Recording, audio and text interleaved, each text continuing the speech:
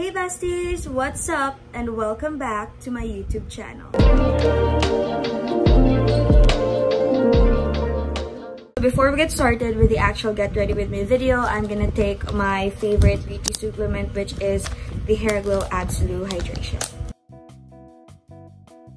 Okay, so let's get started. First things first, I'm gonna put on these little clips in order for me to do my makeup better para hindi naman sagabal yung hair ko while I'm doing my makeup. Okay, first things first, the key to a very good makeup day is always skin prep.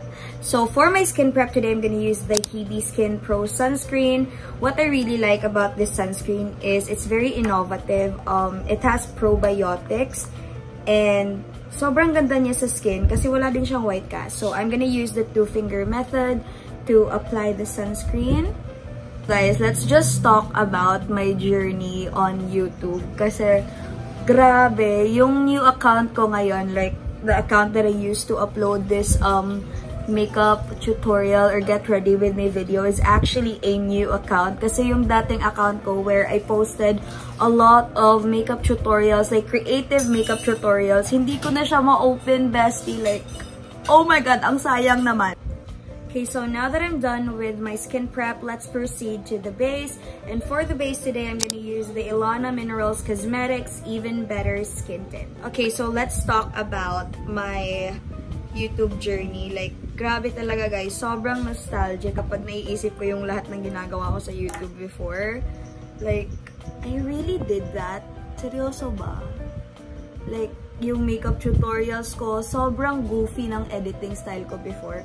Kasi that time, I was very fan of Antonio Garza. I don't know if you guys know her, pero I've been a very big fan of her and also her editing styles. So, sobrang ginagaya ko talaga yung editing styles ni Antonio before.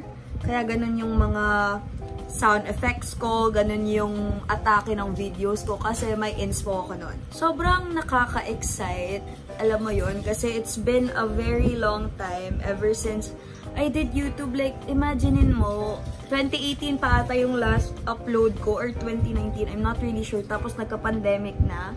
And after nun is, tawag dito, naging active ako on Instagram. And then I started doing UGC videos, which is so cool kasi close lang din naman siya sa YouTube, although it's way more shorter kasi nga reels mo siya ina-upload, tapos ina-upload mo din siya sa TikTok, so it's like not time consuming, it's not as time consuming as YouTube is, pero you still get like the gist, the fun, kasi ganun naman talaga siya.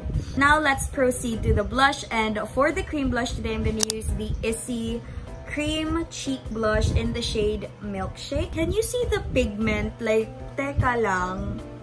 Sobrang ganda talaga ng products ng Issey. Like, hindi ka talaga manghihinayang.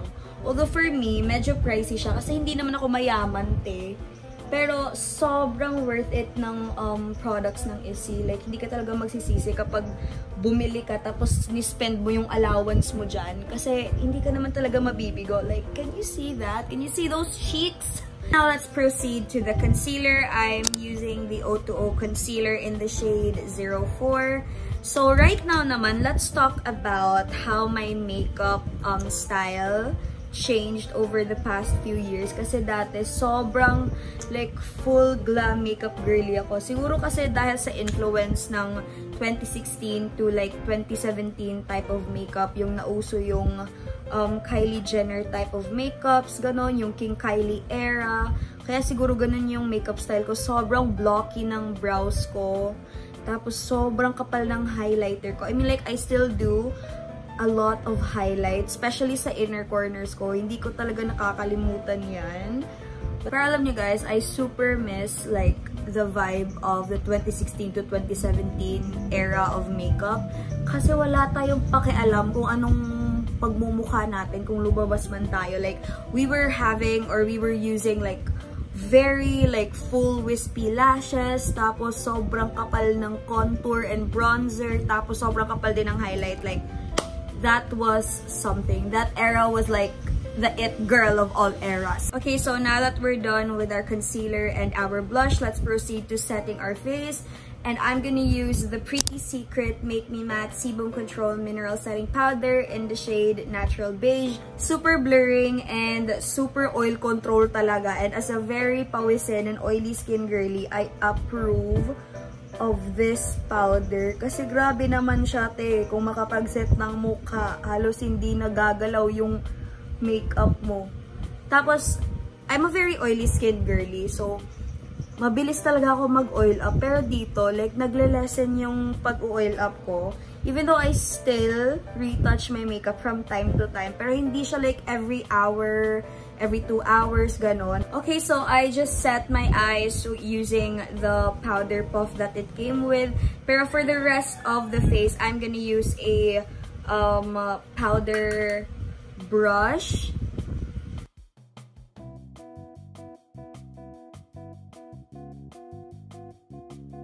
For the brows, I'm gonna be using the Showwell Cosmetics 3 Shades Eyebrow Powder. And guys, gamit na gamit talaga ang ate mo. Tignan mo naman, malapit na ako mag-hit pan dito sa shade na to. Kasi ito yung favorite shade na ginagamit ko. Kasi sobrang, natural nilang tignan. So, kita nyo ba yung kilay ko? Sobrang nipis. Hindi talaga ako marunong mag-shape ng kilay, but whatever. Char! Maldita! But let's fill in the brows. So, kung nalilito kayo guys, saan ako nakatingin ngayon, may mini mirror ako dito. Yun yung ginagamit ko na ginagamit kong parang navigation. Navigation!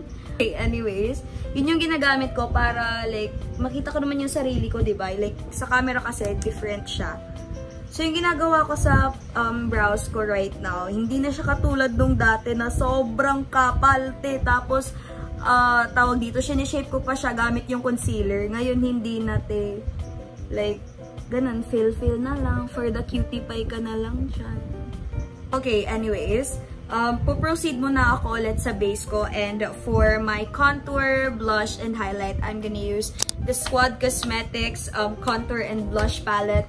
And you guys, like, I feel like 2020 pa ata akong fan nito. Or like, nung nag-launch talaga to, like, super fan na talaga ako, te. Parang ikalimang fan ko na to.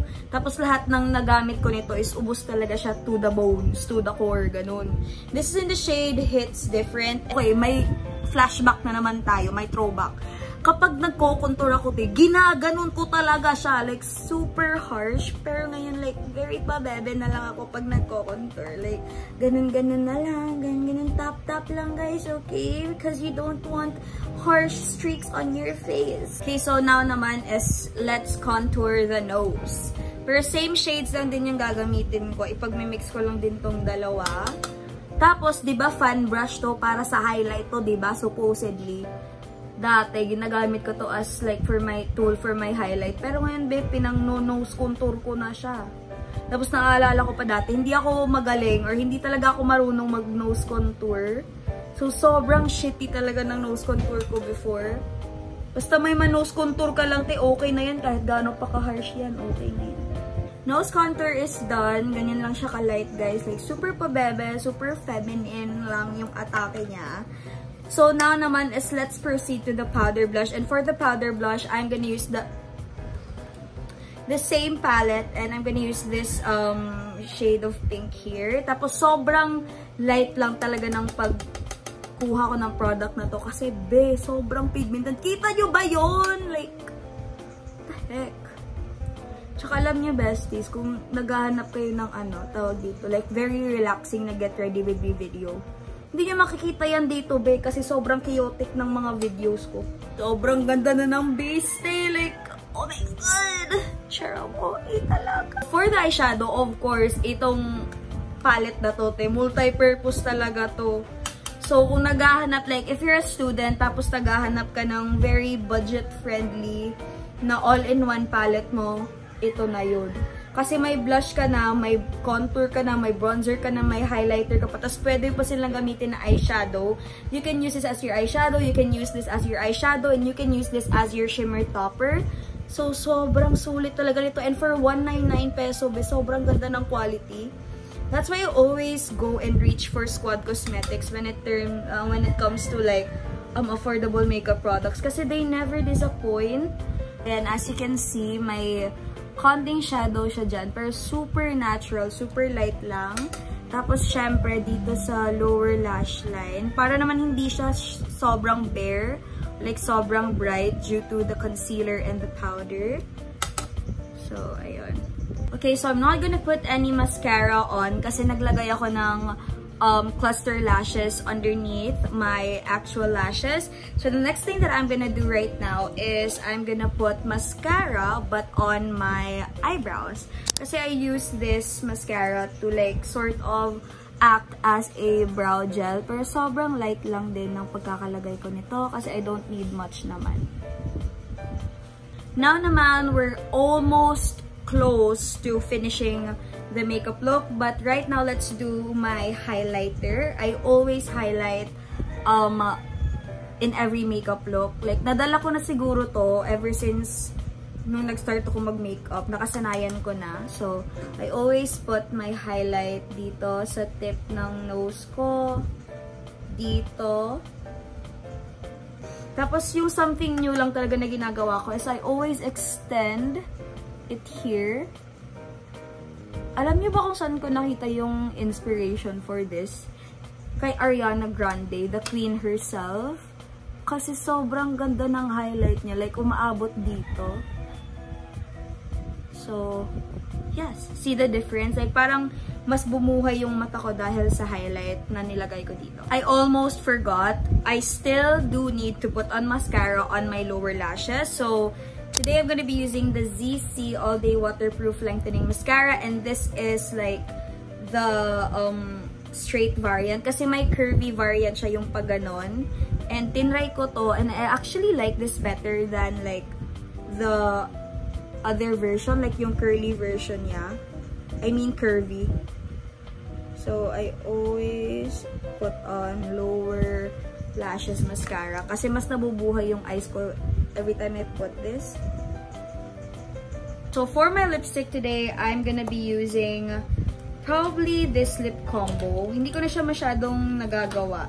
Both of these products are from Detail Cosmetics. This is the Detail Cosmetics Jelly Lips in the shade Glow Up and the Detail Cosmetics Satin Luxe Light in the shade Rose Latte. I really like this kasi sobrang natural lang niya tignan sa lips. Like,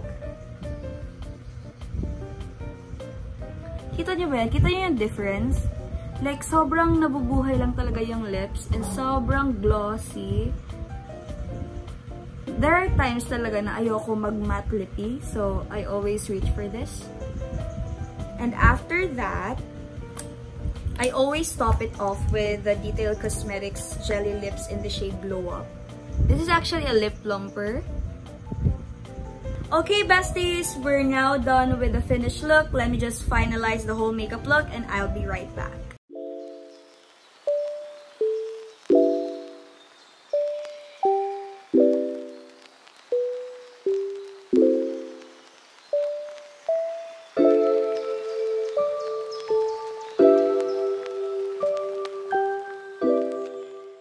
Thank you so much for watching, and if you guys have any video recommendations or ideas, please comment down below or just message me on my social media handles. Thank you so much for watching and have a great day.